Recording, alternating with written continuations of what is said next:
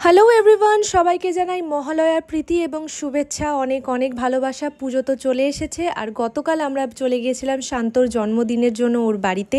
নিয়েছিলাম মিও আমর থেকে ওর পছন্দের একটা কেক। যাই হোক, ওকে টুপি পরিয়ে সুন্দর করে কেক কাটতে তো বসিয়ে দেওয়া হলো। অপু ওর সাথে ফান করার জন্য নিয়ে এসেছিল ম্যাজিক ক্যান্ডেল, কারণ ও যতবারই ওটাতে ফু দিচ্ছে আবার করে জ্বলে উঠছে।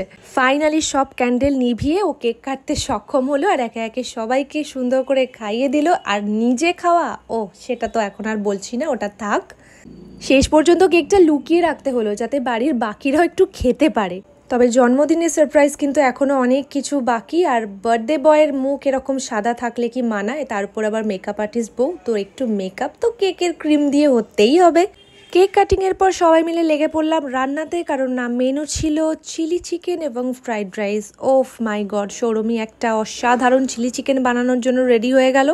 গরম গরম চিলি চিকেন আর সাথে ফ্রাইড রাইস দিয়ে ডিনারটা আমাদের জাস্ট জমে গেছিলো। আর ওদের বাড়ির একটা স্পেশালিটি, যেটা আমি আগের ব্লগেও তোমাদের সাথে শেয়ার করেছি, যে ওদের খেতে বসার ব্যাপারটা, বাড়ির সবার সাথে একসাথে একটা ছোট্ট জায়গার মধ্যে কিভাবে অ্যাডজাস্টমেন্ট করা, মানে আমার ভীষণ ভীষণ ভালো লাগে।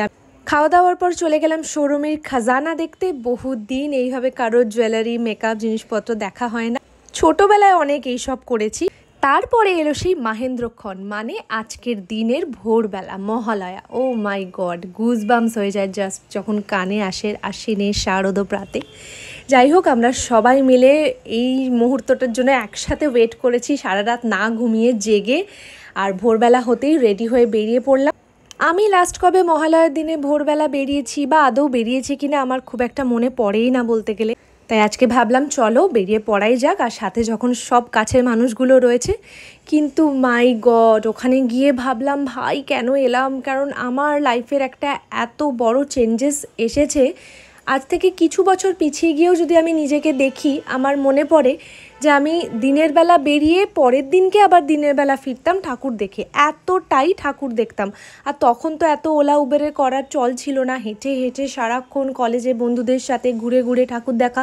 কিন্তু এখন এই ভিড় দেখে আমার এত মাথা ঘুরে আর শরীর খারাপ হয় যে কি বলবো। গিয়ে পৌঁছে ভাবছি যে কেন এসেছি। সত্যি মহালয়া যে এত ভিড় হয়, মানে অষ্টমীর দিনকে হার মানিয়ে দিচ্ছে। একটু মাথাটাকে তাজা করার জন্য গরম গরম চা তো খেতেই হলো।